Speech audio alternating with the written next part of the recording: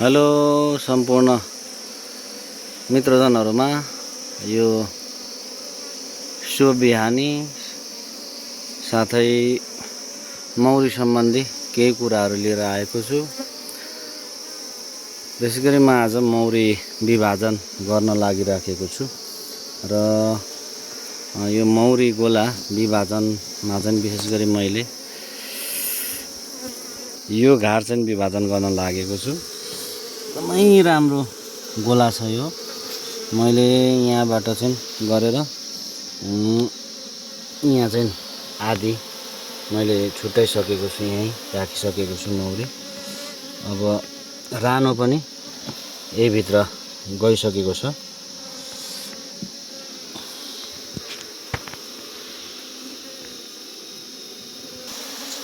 जुन गोला विभाजनको लागि एकदमै राम्रो अवस्थामा छ।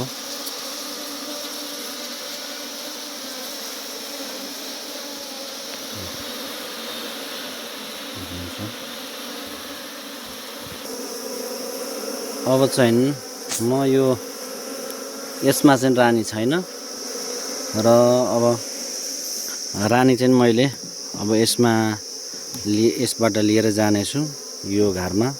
यसलाई चाहिँ म एकदमै टाढो, यहाँभन्दा धेरै टाढोमा चाहिँ कि मौरीहरू नझुकिने ठाउँमा म लिएर जानेछु।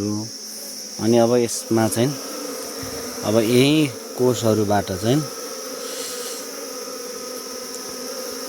रानी उत्पादन गर्छ। यहाँ रानी उत्पादन गर्ने कोषहरू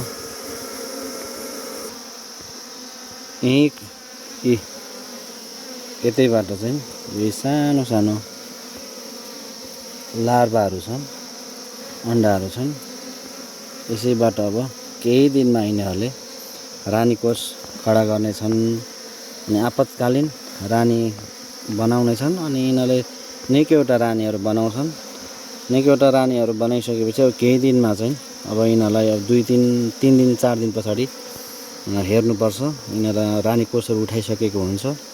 अनि जब रानी कोषलाई सिल गर्छन् यिनीहरूले, त्यस पछाडि चाहिँ यो बनाएको उनीहरूले इमर्जेन्सी रानीहरू मध्येमा एकदमै ठुलो अनि मोटो रानीलाई चाहिँ राखेर अरूहरूलाई चाहिँ निष्क्रिय गरिदिनुपर्छ। अनि त्यसपछि यो एउटा गोला हुन्छ अनि तलको एउटा गोला, दुईटा गोला भन्छ यसरी। अनि त्यस पछाडि यसरी फेरि यिनीहरूलाई चाहिँ आधार चाका लगाएर छोड्नुपर्छ।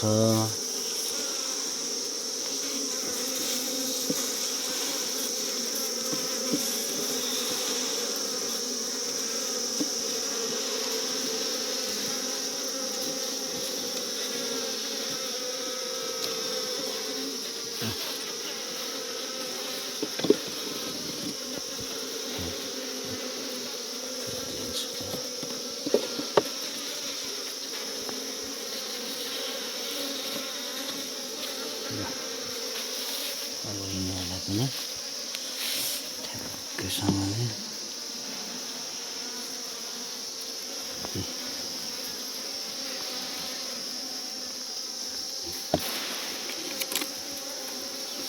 एउटा नयाँ ओहो चिन्दैछ चिन्दैछ।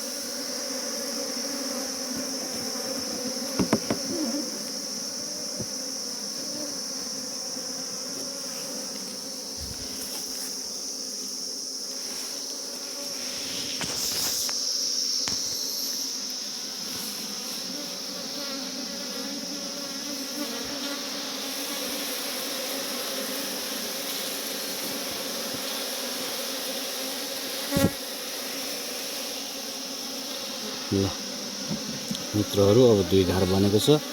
यो चाहिँ पछि रानीकोष बनाइसकेपछि फेरि पनि म अर्को भिडियोमा तपाईँहरूलाई देखाउनेछु।